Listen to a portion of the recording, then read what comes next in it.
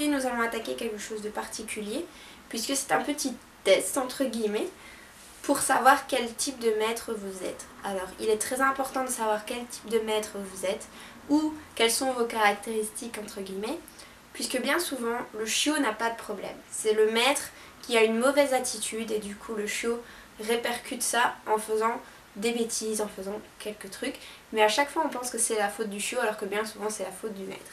Alors je vais vous permettre de déceler ces petites choses, ces petites aides entre guillemets, qui vous permettront de savoir, ah bah tiens mon chien a ce souci, est-ce que ça découle peut-être pas dans mon comportement, etc.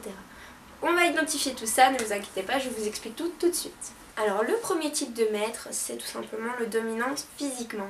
Alors oui, c'est un cas extrême, ne vous inquiétez pas, mais il faut absolument que je parle de tous les types de comportements. Alors celui-là, c'est tout simplement le maître qui veut absolument que son chien obéisse à tout prix. Franchement, il veut que son chien lui obéisse au doigt et à l'œil et utilise la force physique très souvent, voire trop souvent. Du coup, pour ces maîtres-là qui sont un petit peu trop dominants physiquement, il faut absolument qu'ils choisissent des races dures, l'American Staff, le Rottweiler, le Berger Allemand, qui sont des chiens qui sont très têtus, mais qui l'affronteront dans son truc et qui lui permettront tout simplement de se canaliser. Mais attention, ce type de maître-là doit faire très attention puisqu'il ne doit pas utiliser la force trop souvent, ça peut être néfaste au chien. Et donc s'il sait se contrôler, il peut prendre ces races-là. Tandis que s'il ne sait pas se contrôler, il vaut mieux éviter de prendre un chien. Alors nous allons parler maintenant du dominant verbalement, c'est le deuxième type de maître qui existe. Alors le dominant verbalement, c'est tout simplement un mec qui va crier, il va hurler sur son chien pour essayer de le faire obéir. Mais il n'y arrive pas tout simplement parce que le chien ne va pas l'écouter, il va prendre peur ou alors il va avoir un comportement néfaste. Et cela n'est pas positif. Il faut se canaliser, se calmer, se poser dans sa tête et se rendre compte qu'il y a un problème, qu'on hurle un petit peu trop fort. Pour ces personnes-là, je conseille également des races très têtues, donc toujours le Berger Allemand ou le Rottweiler, ce sont des races très têtues. Le fait de crier lui permettra de calmer son chien, il pourra se défouler en même temps, tout simplement. Et je conseille surtout pas des chiens qui sont craintifs, trop gentils, trop calmes, parce que ça risque de leur faire peur et ce serait nocif pour leur comportement par la suite. Le troisième type de maître, il est souvent dans beaucoup de maîtres et je pense que tout le monde l'a en soi, c'est le séducteur. Alors, c'est le maître qui va donner des friandises, des caresses gratuitement, qui va tout donner gratuitement, qui va tout donner à son chien sans rien en retour, en essayant de l'acheter tout simplement. Le séducteur, il va acheter son chien. Pour ces gens-là, je conseille vraiment un chien qui obéit au doigt et à l'œil naturellement, qui n'a pas besoin de quoi que ce soit. Une race vraiment très intelligente, par exemple le Labrador ou un truc comme ça, c'est un chien qu'il faut claquer des doigts, il peut obéir tout de suite, ça il n'y a pas de souci pour ça. Nous avons ensuite le permissif. Alors le permissif, c'est tout simplement le maître qui n'ose pas donner de règles à son chien, tout simplement parce qu'il a peur de perdre son amour, de perdre son attention. Beaucoup de gens ont peur justement d'éduquer leur chien, de peur de perdre leur amour. Être ferme ne veut pas dire ne pas aimer, que du contraire. Plus on sera ferme et doux dans notre manière de faire, plus l'animal sera récompensé, plus l'animal sera attentif à ce que vous faites. Les maîtres qui sont dits permissifs doivent absolument changer leur comportement car vous conduisez à la catastrophe directement. On passe ensuite à l'ambivalent. Alors l'ambivalent, c'est tout simplement une personne qu'un jour elle va dire tu peux, le lendemain elle va dire tu peux pas. Et dans ces cas-là, le chien va être perdu et il va faire des conneries. Soit il va détruire, soit il va être hyper actif. Il y a toujours un comportement néfaste à la clé. Je conseille vraiment comme je l'ai déjà dit dans la vidéo, préparation pour les interdictions de votre chiot. Il faut absolument rester et camper sur vos règles et ne pas les enfreindre vous-même. Il faut respecter ça. Un chien très opportuniste va profiter et va vous montrer que vous êtes faible si vous changez d'habit toutes les semaines. Alors, il y a ce que j'appelle le paranoïaque. Alors, le paranoïaque, tout simplement, il va croire que son chien est un humain. Et pour lui apprendre à s'asseoir, il va faire de la même manière qu'avec un humain. Il va l'apprendre à se coucher comme un humain, etc. C'est vraiment pas bon. C'est le pire cas possible, tout simplement parce que Si vous pensez que votre chien est par exemple triste parce qu'il gémit, c'est pas ça. Je vous l'expliquerai dans d'autres vidéos, mais c'est pas ça du tout. Il y a d'autres significations pour le gémissement. Et si vous associez ça à une émotion triste, vous allez apporter des troubles du comportement à votre chien et c'est vraiment pas bon pour lui. Il risque vraiment des choses graves pour le chien. Vous avez ensuite le naïf. Le naïf, c'est tout simplement la personne qui va écouter tout le monde, mais qui va pas se faire sa propre opinion sur la chose. Il va suivre ce que tout le monde dit pour essayer de régler le problème de son chien. Ce qui peut, en général, aggraver le problème du chien. Vous avez ensuite le logique. Alors le logique, c'est tout simplement quelqu'un qui va analyser une situation et qui va fonctionner machinalement, quoi.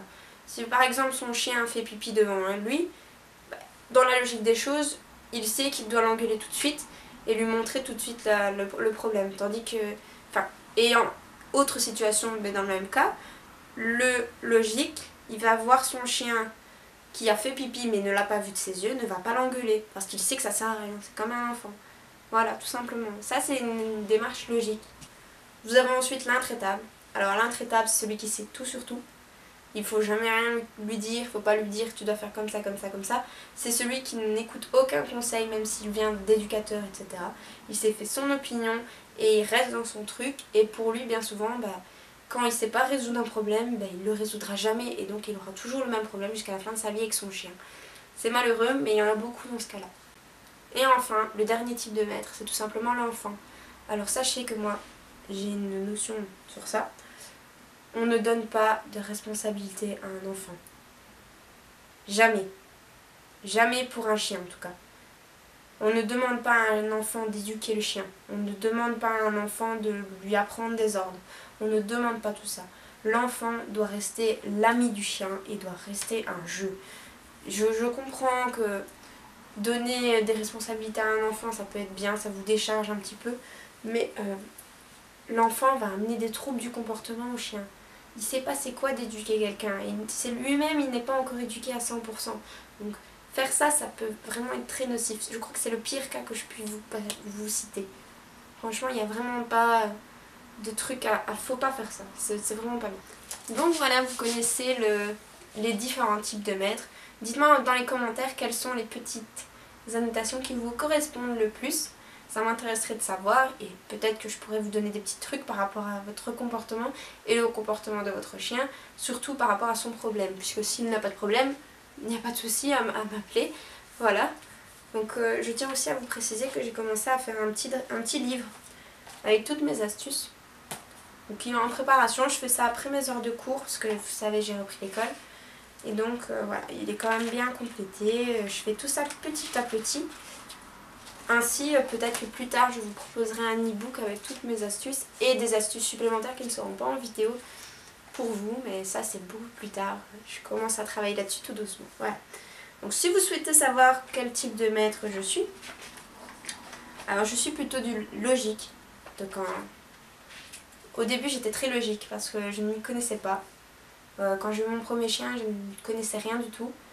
Et j'ai fonctionné à la logique. Et ça a fonctionné. Ensuite, j'ai commencé à me renseigner, donc j'étais plus dans l'information et tout. Puis j'ai été dans totalement la formation pour être dresseur canin et éducateur canin. Et du coup, maintenant, je dirais que je suis toujours dans la logique, puisque ça reste de la logique d'éduquer un chien. Et je reste séducteur malgré tout, parce que je sais que mon chien travaille beaucoup avec moi. Qu'il fait beaucoup pour moi et donc je trouve que le récompenser en lui permettant d'avoir une caresse de temps en temps, ça ne pose aucun problème. Donc c'est pour ça que je me catégoriserai de logique séducteur. Voilà. Donc n'hésitez pas à me dire en commentaire donc comme je vous ai dit, quel type de maître vous êtes. Et surtout dites-moi si le fait que je fasse un livre sur mes petites astuces que je connaisse vous intéresse ou pas. Donc c'est vraiment toutes des notes pour l'instant, tout ce que je connais en fait. Dès que je me rappelle d'une situation, je la note. Mais si ça vous intéresserait, dites-le moi en commentaire, parce que voilà, pour l'instant je le fais pour moi, surtout pour étudier, parce que je souhaite devenir dresseur canin. Et toute connaissance est bonne à prendre, et comme je note tout ce que j'ai, plus que tout ce que les autres m'apprennent, etc., je trouve que faire une belle synthèse de tout ça, ça peut être pas mal. Donc voilà, je parle encore beaucoup trop après mes vidéos. N'hésitez pas à me dire tout ça en commentaire et pour ma part, on se retrouve la prochaine fois pour une autre vidéo. Salut!